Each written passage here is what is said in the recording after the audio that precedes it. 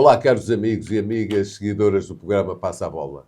Vocês sabem que nós abordamos todas as realidades esportivas, nomeadamente no futebol, durante a semana que passou. E a semana começou com uma grande surpresa. O Porto, que estava invicto nas competições nacionais, num jogo que era decisivo para se apurar para a fase final da Taça da Liga, perdeu surpreendentemente em casa com o Guimarães. Fernando Jorge, vou começar por ti.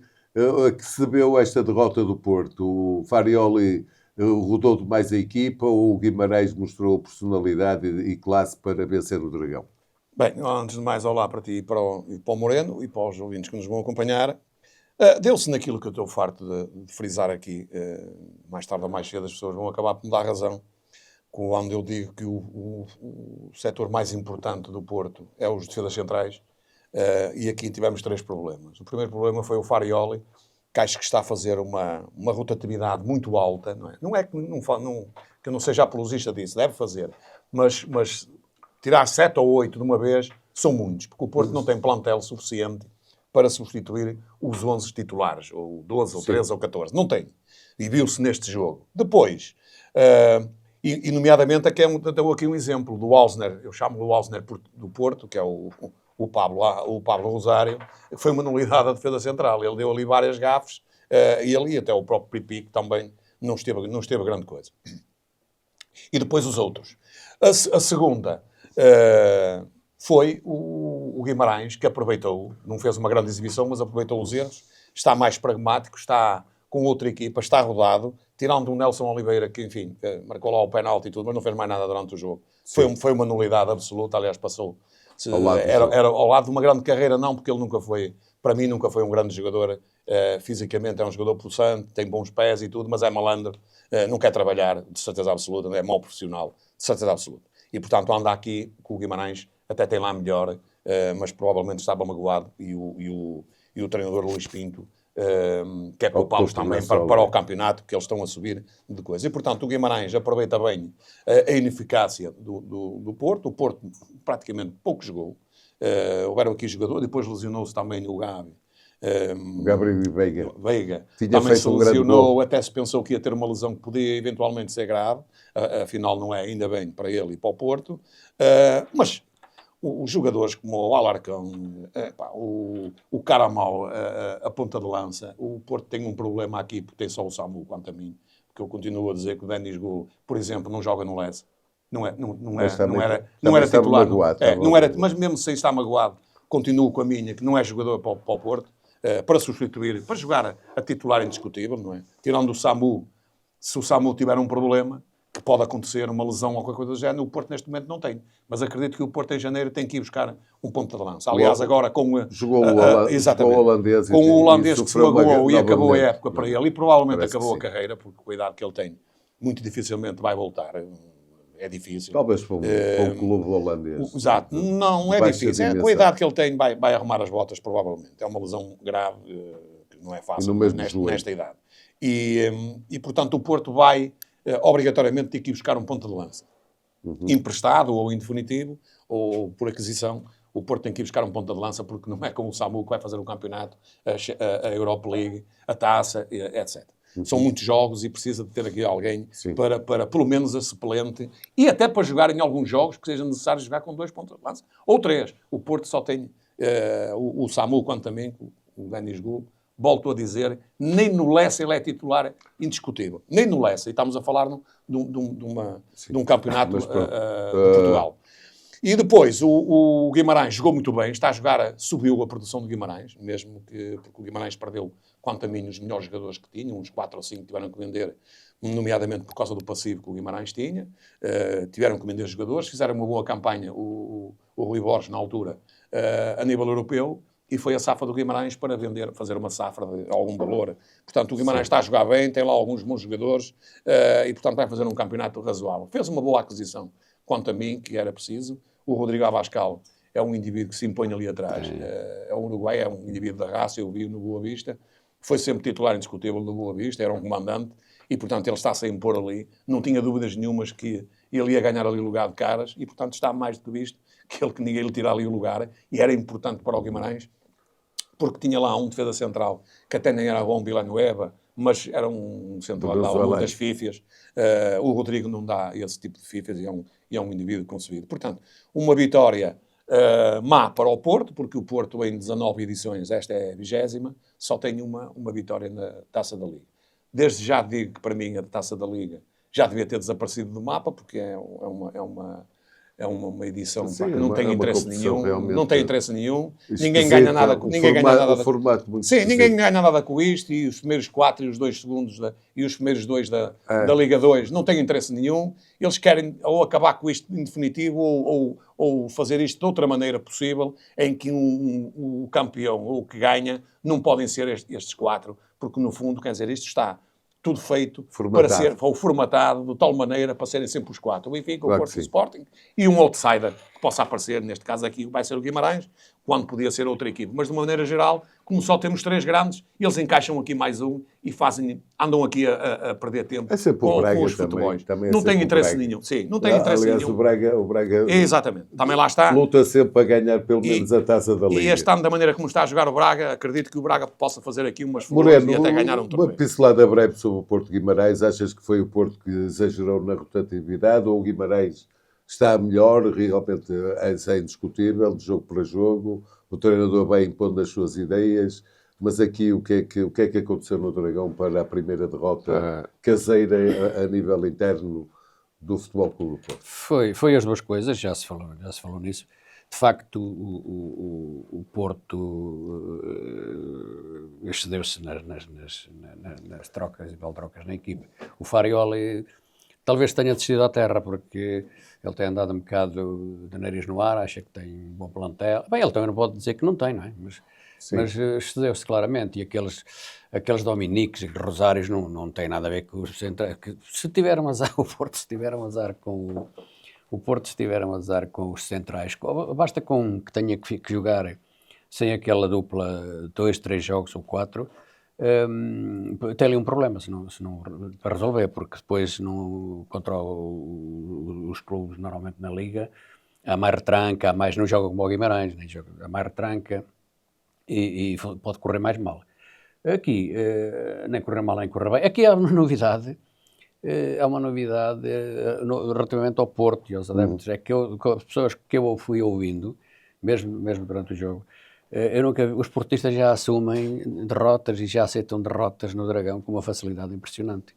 Isto no tempo do Pinto da Costa era impossível. Mas esta foi a primeira. Nem a Feijões.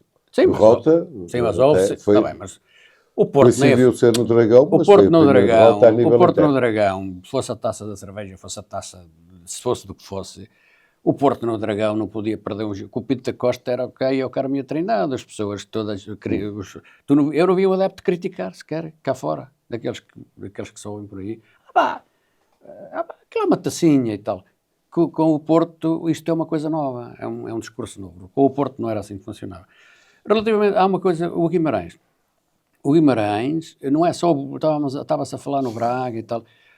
O Guimarães também já é um grande, pá. Há aí 2 ou 3 equipes que estão-se a impor, não sei se é dos investidores. O Guimarães foi um grande clube, mas a nível de futebol estou muito está a ser para aquém, ou costuma estar a ser para aquém do Braga. O que é que tu achas que é um grande? Mas é um clube da igualha do Braga. É um clube que tem ou até com uma massa associativa ainda mais possante, mais aguerrida, mais até violenta. Isso é outra questão. E isso é dos únicos clubes fora dos grandes que têm adeptos próprios. O Braga, por exemplo, não tem. O Braga já se assemelha. Tu encontras... Dantes não. Tu vais a Braga, vais a Pedreira, mais 90% da malta que lá está, uns são do Benfica, outros são do Porto, outros já não parece são bracarenses, assim. Mas são muito... O Vitória não é assim. O Vitória é aqueles 2.000, 3.000 que tem lá na bancada. Deixa-me dizer são vimaranenses. Este António Salvador, presidente do Braga, se estivesse à frente do Guimarães, o Guimarães já tinha sido campeão. Talvez.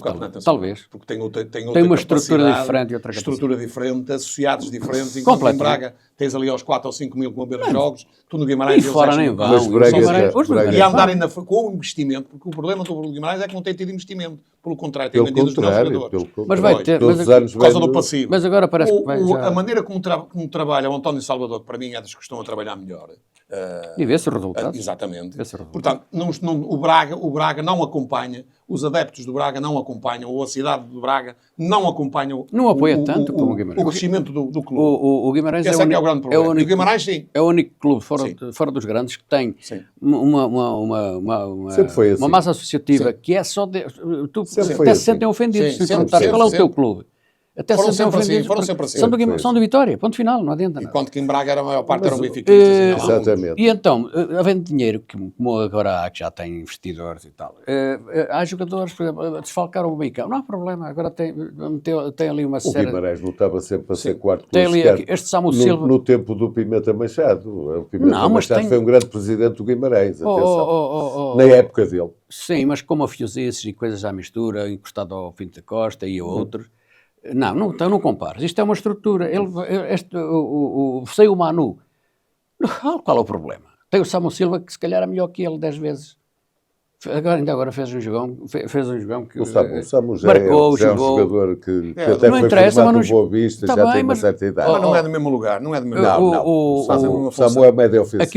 Aqui o que interessa é que quando não tem cão caça com gato. Se Sim, tiveres é um bocado, estrutura tem sido um e se bocado a tiveres dinheiro, filosofia deste, O- deste presidente do Guimarães, já lá E está você- para aí há 4, 5 anos, o António Maria Cardoso. e vocês vão ver. Tem sido de vender jogadores para atenuar o passivo e apostar em juventude. E vocês vão Ou ver os este jogadores Vitória. que estão oriundos de divisões inferiores também. Ou até de lá de fora, jovens e tal, que ninguém conhece e tal. Tem sido um bocado essa a filosofia. Uns anos dá melhor, outros anos dá pior. E este ano até o Guimarães está a fazer um campeonato ainda para os pergaminhos do Vitória sofrível. Sim. Ainda está sofrível, Sim, atenção. sim, sim.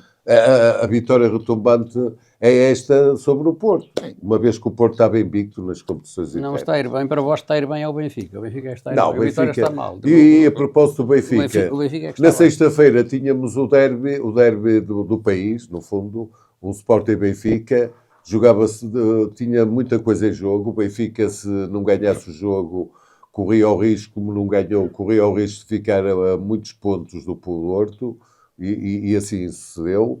O Sporting também não lhe interessava nada, uma vez que tinha perdido em casa em Alvalade com o Porto, também não lhe interessava nada perder pontos. Acabámos a assistir a um derby sofrível, presumo eu que nunca vi um derby tão mal jogado e com tão pouca agressividade, garra, jogadas de perigo. Enfim, foi um derby para as pessoas adormecerem, possivelmente.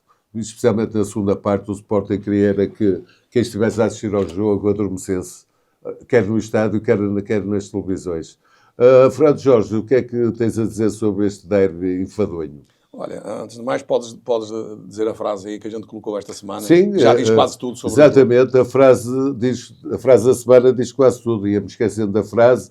Benfica e Sporting dividiram pontos, mas a criatividade ficou a dever a toda a gente, Pronto. penso eu. E pegando nas tuas palavras, contrariamente ao que disseram os treinadores e alguns comentadores das televisões, Que até falam em intensidade. sim, não me lembro de um derby, não me lembro de um derby nos últimos 10, 15 anos tão fraco como este, que tecnicamente, Eu não me e até em lembro de ocasiões de golo, foi um derby fraquíssimo de parte a parte. E fraquíssimo na parte dos treinadores também, quer José Mourinho, quer Rui Borges, estiveram muito mal, foram uns treinadores acagaçados, para toda a gente perceber, cheios de medo, portanto não jogaram para ganhar, quer um quer outro não jogaram para ganhar. Mourinho já se sabia, o Mourinho anda-se a desculpar com o plantel, como não tem plantel à altura, não tem extremos à altura como tem os outros, anda com esta desculpa esfarrapada, já há vários jogos desde que está no Benfica. Vamos ver em janeiro se com algumas aquisições para os lugares que ele acha que entende que o Benfica não tem, se forem preenchidos, já vai deixar de ter essa desculpa e vamos ver depois como é que ele vai fomentar. Mais uma vez o Benfica joga. Antes de mais, queria dizer que foi tudo mau. Até o começo do jogo foi mau. Porque no começo do jogo, aquela pirotecnia eu até pensei que estava em alguma discoteca ou algum sítio assim, para uma festa, porque aquilo é uma festa. Não se vê em campo nenhum. Eu não vejo no Dragão, não vejo no Sporting. Por isso é não vejo na Premier League, não vejo no Campeonato Francês, não vejo na Liga Italiana, eu não vejo espetáculos nenhuns. Eu vejo espetáculos de futebol. Isso eu vejo na Premier League.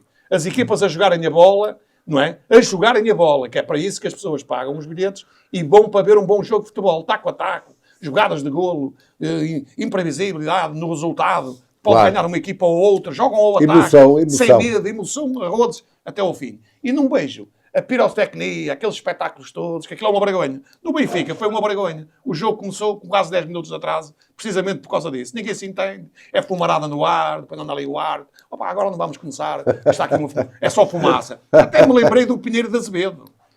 Uma altura na política, vocês lembram-se quando ele disse não é problema nenhum, por causa das greves e tudo. Isso é só fumaça. Lembrei-me precisamente dele. Quando vi aqueles fumos todos no estádio da Luz, que não se podia jogar, aquilo é uma coisa inédita. Portanto, se é para isso, tens um grande presidente, bota Rui Costa, porque ele realmente percebe muito de discotecas. É um promotor das discotecas e dos espetáculos. Sem saber abrir um computador, provavelmente, que ele nem sabe abrir um computador. Quase certeza absoluta. Relativamente ao jogo, mais uma vez o Benfica jogou com 6 centrocampistas e, portanto, não há nenhuma equipa, eu não conheço nenhuma equipa no mundo que consiga jogar. Tem lá 20, pode meter 6. Ainda sobram 14. Tem lá 20 centrocampistas. Não há nenhuma equipa no mundo que consiga jogar, já disse isso aqui e vou voltar a frisar outra vez, que consiga jogar um futebol em condições, com posse de bola, com jogadas bem delineadas e tudo, com 6 indivíduos que são centrocampistas, a jogarem todos fora dos lugares.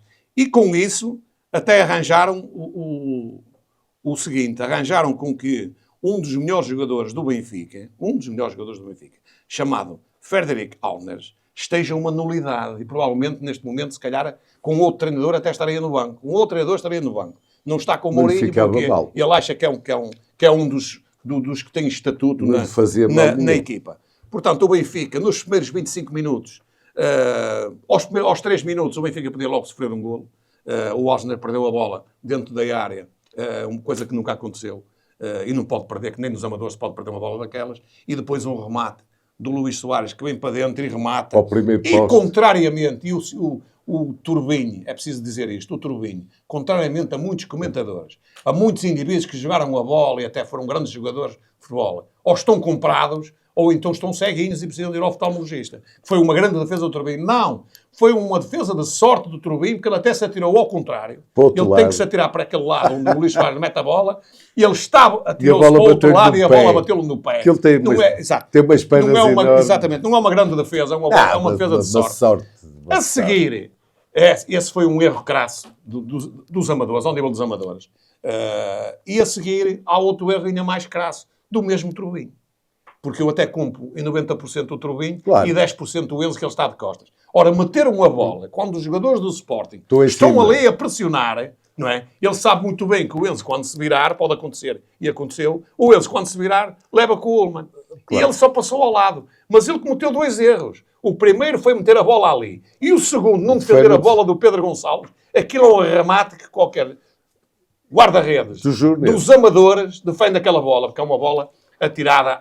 O Pedro Gonçalves pegou-lhe mal. Sempre desinspirado desde que começou o jogo. Nem com direção, nem com força. E, portanto, ele agarrava aquela bola. O guarda-redes toca não. Exatamente. Grande como é, tinha que agarrar aquela bola, defender aquela bola. E a partir daí, o Sporting marca esse golo, portanto, nota a diferença, estava a jogar melhor do que o Benfica começou mal, na retranca que é normal, a dominar, e eu pensei que o Rui Borges e o Sporting iam com um golpe de asa, não era massacrar o Benfica, mas marcar um segundo golo, um terceiro e arrumar com o jogo. Não foi. O Benfica começou a reequilibrar dentro do campo a tática, não é? Lá se adaptou e na segunda parte o Benfica entrou melhor que o Sporting e o Sporting foi uma nulidade completa para uma equipa que estava a jogar bem.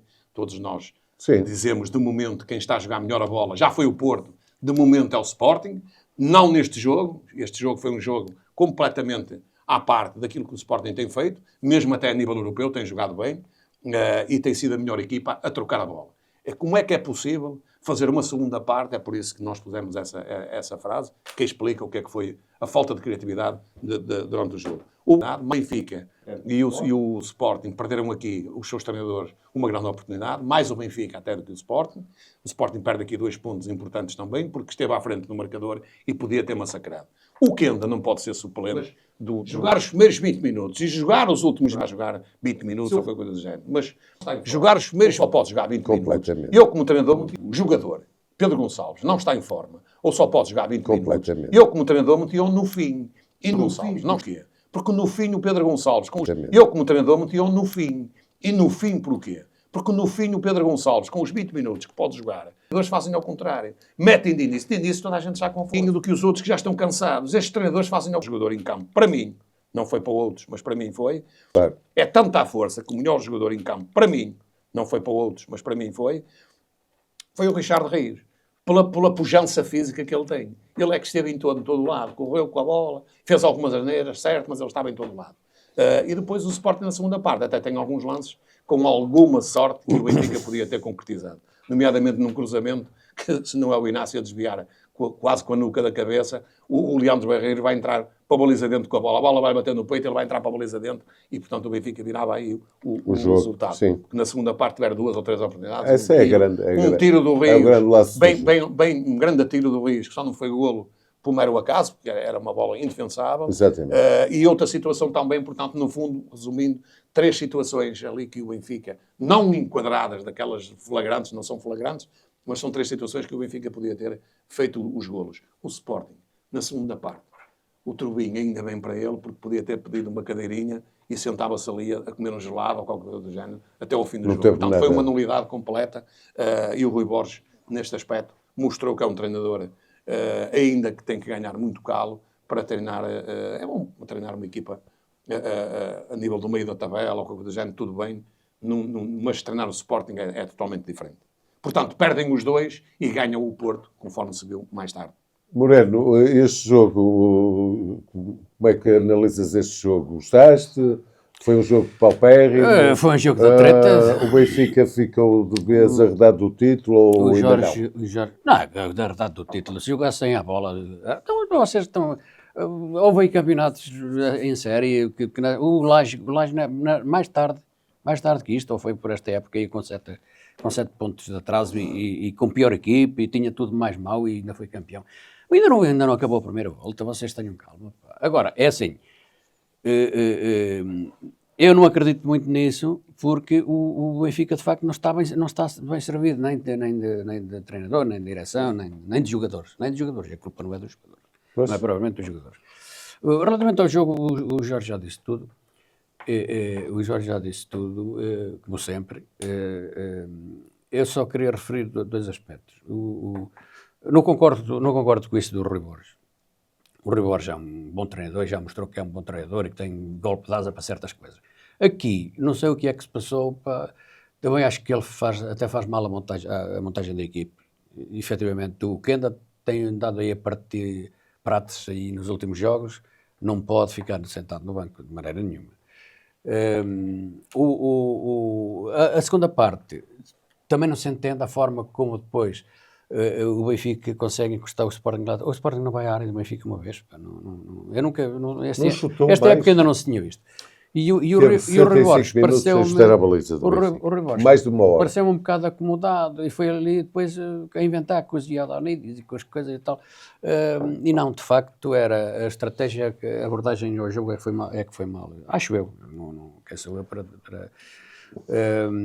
De resto, salientar também outra coisa.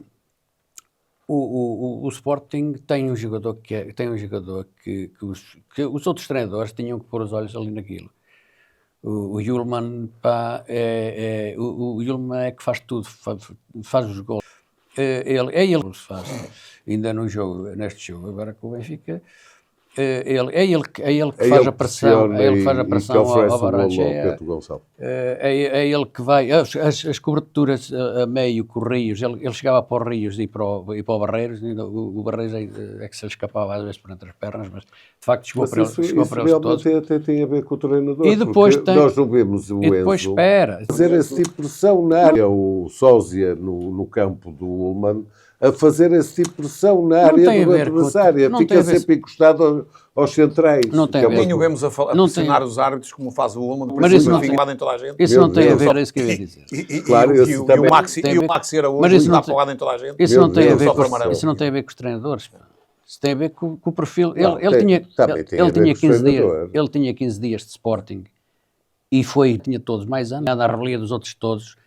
Estavam lá, o resto do plantel tinha todos mais anos que ele. Ele foi Mas isso também foi o Benfica nomeado o Otamendi com o Jorge Jesus, na altura, lembra? E não, Gustavo, foi. E não fez bem? É o que tem mais personalidade. E não fez bem? Geralmente, Deixa o Otamendi. o capitão geralmente é o que tem mais personalidade. Deixa-me no dizer-te. lado, já nasceu. Deixa-me passar a ideia, se faz favor. O Otamendi, toda a gente conhecia o Otamendi. O Otamendi, se for para o Buenos Aires ou para outro sítio qualquer, o Otamendi sabem quem é e claro que o põe, entra logo como Sim, capitão. mas isso foi uma decisão controversa. Este jogador vem lá de trás dos montes da Noruega e quem é que o conhecia? Os próprios sportinguistas, que eu conheço alguns, ficaram chocados. Pois. Ficaram ali num tipo que nem sequer sabe falar. Olha, ficaram com o Otamendi, estava ligado ao Porto. Não, mas isso é não era só ligado ao Porto. E estava a correr-lhe mal. Não era só ligado ao Porto, é que geralmente o capitão de equipa, destas equipas, não é? É o mais antigo. É um dos mais antigos, se tiver personalidade. A maior parte das vezes é assim, não é? E aqui foi um bocado fora da caixa. Que era o Benfica com o Jorge Jesus, que o nomeou. São duas decisões controversas. E aqui o coisa. Mas eles foram nomeados. E aliás, está visto porque é que foram nomeados. Porque realmente são eles que comandam na equipa lá dentro do campo. Nota-se perfeitamente. Então, quer o Oman no Sporting, quer o Otamendi. Mas tu notas isso agora. É uma questão da notas isso agora. Não, noto logo. Mas quem trabalha com ele 15 dias ou um mês. Claro. E toma logo essa decisão. É porque há ali qualquer coisa que se nota. Não é evidente. Os líderes já nascem. A liderança, líderes já se nasce. A energia, a personalidade. E eles perceberam logo isso, portanto, não é de estranhar. O que é de estranhar, o que eu estranho agora atualmente é a falta de personalidade dos árbitros quando ele vai, gesticula e mete-se ao barulho. O Otamendi, esta época, também tem personalidade, pois tem. Esta época já levou 2 cartões amarelos por reclamação. Por ir, foi lá defender o Dedito. Pois, toma. certo. Não sei, só se ele chamou o nome. Só. Também há de reparar, agora ele não reclama tanto no nível europeu. O Yulman tem essa vantagem, é que se calhar maltrata-os, mas não entendem a linguagem dele e então não mostram cartões. Só poderá ser. Ele só protege. Pronto, não interessa. Quem tem um jogador daqueles... Bom, mas entretanto, tu disseste que o Benfica não estava arredado do título e vais-me explicar o porquê, uma vez que o Porto continua a sua carreira quase brilhante, praticamente brilhante, só tem um empate, curiosamente, no Dragão com o Benfica, o resto é tudo vitórias, e o Tondela, mais uma vez, foi uma vítima do Porto, uma primeira parte minimamente equilibrada, o Tondela conseguiu suster, mas o Porto em 2 minutos resolveu o jogo. Não concordo. Para ti foi justo? O Tondela não foi vítima do Porto, o Tondela foi vítima dele próprio. O Porto fez alguma coisa para ganhar o Tondela? Vimos jogos diferentes. Não, fez uma primeira parte insípida, ok, andaram ali, o Mora fez ali 2 ou 3 brilharetes e tal, mas um jogo xoxo, completamente xoxo. A primeira parte apática. E depois aparecem 2 brindes num minuto, que isso até o Sacavonense, se lhe dessem esses 2 brindes num minuto, àquela hora, logo no início da segunda parte, qualquer equipa arreava. Portanto, o Porto, não vou dizer o que tenho dito, o Porto, infelizmente para eles, está a perder gás também. Portanto, o Porto, se perder agora 3 pontitos aí, aleatoriamente, porque não é o problema, não é ser o Benfica, não é que o Benfica está a 8, mas o Sporting também está ali, portanto, o Porto quando perder pontos perde para os 2. Pois. Portanto, nenhum dos 3 tem o campeonato perdido. E o Porto promete menos que os outros, porquê? Por causa do plantel. Porque quer o Benfica, quer o Sporting, se tivessem um gestor à altura, um treinador à altura, têm plantel para fazer, para fazer 2 equipes, qualquer delas melhor ou pelo menos tão competitiva como é a do Porto. Portanto, o Porto não fez brilhar. Fernando Jorge, o Porto jogou mal, mas ganhou bem. Como é que tu analisaste?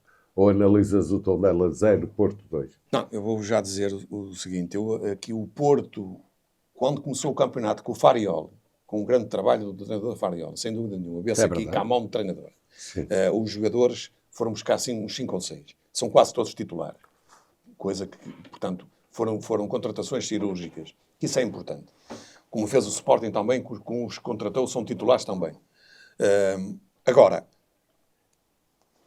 o Porto a jogar da maneira como entrou no campeonato, este campeonato estava fechado com esta pontuação. Não está fechado para mim porque eu sinto que o Porto, se não se reforçar em janeiro, não é? Com uma ou duas posições, ou três, vai lá no máximo, não é com estes jogadores que vai ganhar grande avanço no campeonato, acredito. Porque o Porto teve grandes dificuldades. O Porto, na primeira parte, com uma equipa que está quase no último da tabela, no Tondela, tem perdido, e a grande dificuldade do Tondela é a nível defensivo, e não é por acaso que foram buscar o Bassi, que eu conheço do Boa Vista, porque jogava um pouco na retranca, mas era uma equipa, quando o Bassi tomou conta do Boa Vista, lembro perfeitamente, o Boa Vista sofria golos com facilidade, e o Bassi chegou lá, e pelo menos o Boa Vista não sofria golos, não é? Portanto, consegue compactar, é um treinador italiano, atenção, da escola italiana, e portanto sabe defender, eles defenderam ali com uma linha de 5, 4, e portanto, defenderam bem. O Porto na primeira parte, praticamente, remates enquadrados, quase não teve nenhum. Claro. Para marcar. Esteve muito bem o guarda-redes, com duas grandes defesas. O Bernardo Furnes, para mim, é um dos melhores guarda-redes do campeonato, já tinha do ano passado.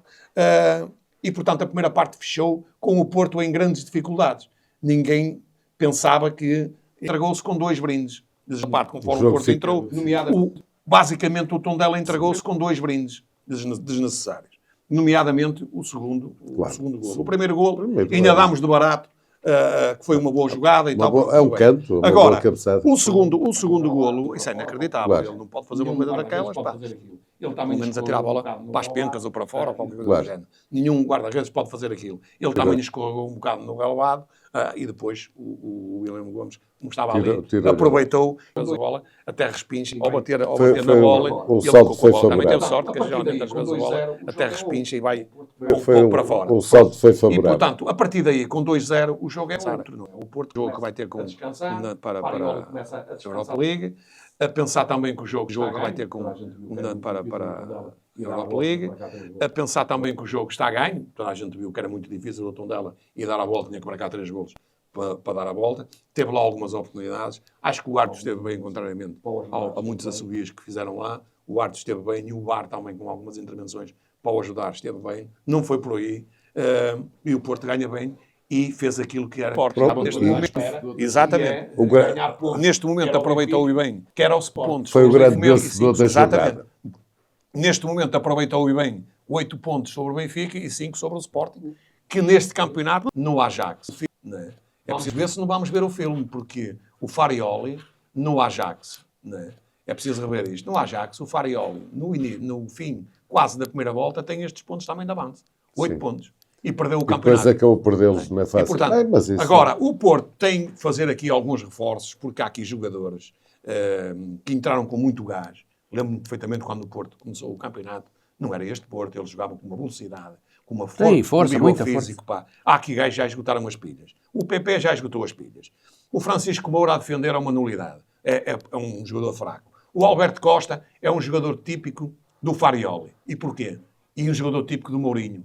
Gosta de gajos grandes e fortes fisicamente. É o que ele é. Tecnicamente é uma nulidade. Tecnicamente o Rodrigo Mora passou ao lado do jogo, porque também acho que o Rodrigo Mora, não é que ele esteja fora de forma. O Rodrigo Mora está contra o treinador. Está renitente contra o treinador. E o treinador está contra o Rodrigo Mora, porque o Rodrigo Mora não faz aquilo que ele quer que ele faça dentro do campo. E por isso é que o substituiu mal até. Porque o Rodrigo Mora a ganhar 2-0. Eu nunca substituí o Rodrigo Mora, porque vai ter um jogo a seguir em que não é titular. É o Gary Veiga, já toda a gente sabe. Não é? É a indicação do treinador. Vai precisar dele para jogar a Europa League e deixar-o jogar o tempo todo. Desse jogo, eu gostava que vocês fizessem os vossos prognósticos muito rapidamente e muito sinteticamente para os jogos que vêm europeus.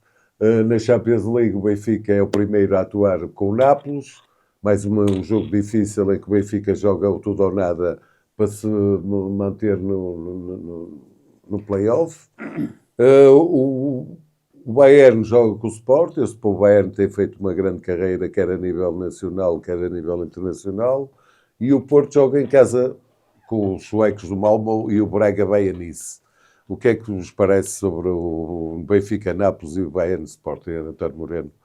O Benfica vai abrevar a segunda vitória? O Benfica é bem capaz. O Mourinho conhece bem o Nápoles.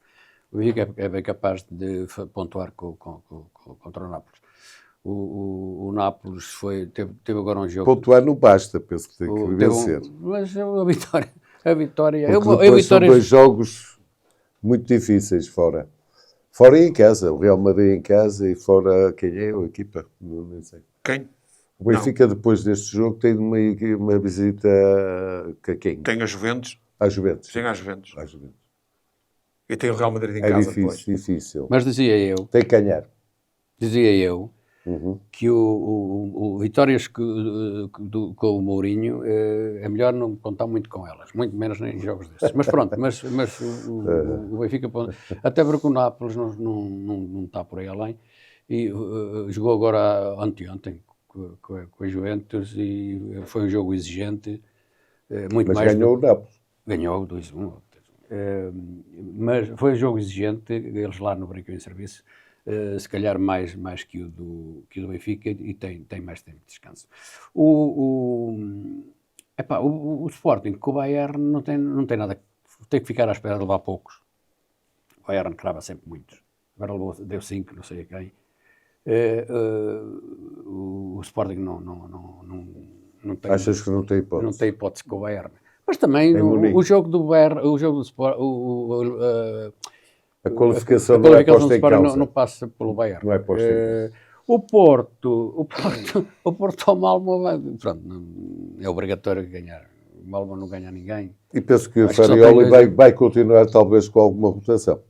Se calhar, porque o Malmo parece-me, eu não conheço muito, mas parece-me, o campeonato deles já não é exigente. E eles têm um empate ou 2, não ganham ninguém e são piores que a Estrela da Amadora daqui. E o Nice também. O Nice está igual ao Malmo. O Nice perde com toda a gente também. E o Braga até vindo a subir. O Braga não dá hipótese nenhuma. Portanto, vamos ter, no mínimo, só o Sporting no mínimo vamos ter 3, 6, 7 pontinhos para o UEFA. Um empate do Benfica, a derrota do Sporting e as vitórias na Liga Europa. Fernando Jorge, e o teu palpite, qual é sobre o Benfica-Nápoles e o Bayern do Sporting? O Benfica, relativamente à Champions League, nós temos Benfica-Nápoles, provavelmente uma derrota do Benfica. Depois vai à Juventus, provavelmente outra derrota. Sim. E o Benfica-Real Madrid em casa, outra derrota do Benfica. Sim. O Real Madrid chega aqui agora já estás de acordo comigo. E impõe-se, a não ser que venha com a equipa B ou qualquer coisa assim do género. Não estou a ver, porque praticamente está apurado. Tudo vale dinheiro. O Sporting vai ao Bayern, vai jogar com o Bilbao e tem em casa o Paris Saint-Germain. A gente sabe que são 3 equipas. Eu, para mim, acho que a nível... o Sporting já se safou. O Sporting provavelmente vai ficar com os pontos que tem, não é? Já não é mau. Portanto, tem 10 pontos. Vai baixar ali, vai ao play-off. Provavelmente o Sporting, mais do que certo, vai com 10 pontos. Sim, fica ali no play-off. O Benfica não fica... Nem no play-off. Nem no play-off fica apurado. É uma das equipas que provavelmente vai ser eliminada. Relativamente à Liga Europa, o Porto e o Braga, atendendo a que o Porto joga com o Malmo, vai ao Plzen e depois tem o Rangers em casa. Portanto, 3 equipas que o Porto provavelmente faz pontos aqui à vontade. Portanto, o Porto já tem 10, o Braga a mesma coisa, e o Braga vai ao Nottingham, joga com o Nice lá, em França, e depois recebe o Nottingham e vai ao Go Eagles da Holanda, que é um EP. Braga, vão ser apurados. Braga. Acredito que quer o Porto, quer o Braga, vão ser apurados na primeira fase, pela pontuação que já têm. Não basta-lhes fazer aqui 4 ou 5 pontos que vão fazer, ficarem nos primeiros 8 lugares. Acredito nisso. É inédito. E, portanto, mas de qualquer maneira, fica o nosso ranking, uma pontuação baixa dos clubes para o nosso ranking da UEFA. Por causa dos clubes que vão ter agora a jogar com o Benfica e com o Porto. Da UEFA. Por causa dos clubes que vão ter agora a jogar com o Benfica e com o Porto. Poucas hipóteses têm de pontuar. E para terminar do Mundial de Portugal, uma breve apreciação sobre a sorte no sorteio. Mais uma vez, acho que foi que teve no sorteio. A Colômbia é uma equipa boa, da América do Sul, sem dúvida, nem que fazia. E uma equipa, eu nem sei dizer o que é. Penso que a priori e uma equipa que virá agora do play-off.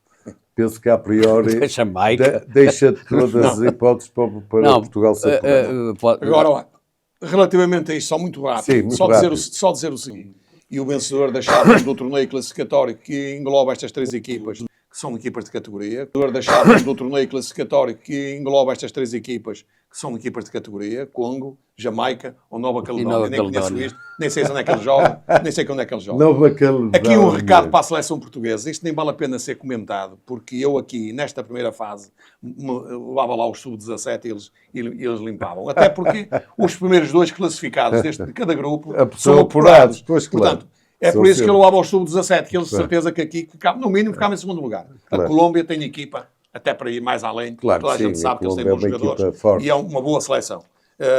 Tirando isso, pá, isto é uma coisa inédita, pá, com uma sorte tremenda que tem o Martínez, não é? Tem sorte nisto, também é preciso. E Portugal. Não é? E Portugal também, porque pode arrecadar aqui mais uns milhares de euros importantes e passar pelo menos à segunda fase. Outras equipas que calhassem aqui aos portugueses. Mas não é fácil, porque da maneira como isto está, são com muitos clubes, não é? E querem passar ainda para 42 ou alguma coisa do género. Coisa isso é uma nulidade. Isso não é só Portugal. Isso é um absurdo, não é só Portugal.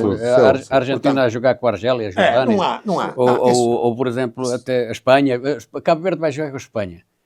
E os outros 3 clubes também são... Vai ser um campeonato do mundo saturante pela falta de qualidade da maior parte dos jogos. Pois. Porque tem lá equipas claro que depois quando ficarem nas fases decisivas, quando ficarem 24, depois é que já começa a doer. Claro, mas até lá... Até menos, mesmo 24. Isto é tudo financeiro. Bom, mas... E com isto terminamos o programa, não é? Desejamos a todos uma ótima semana. Boa semana para todos. Obrigado.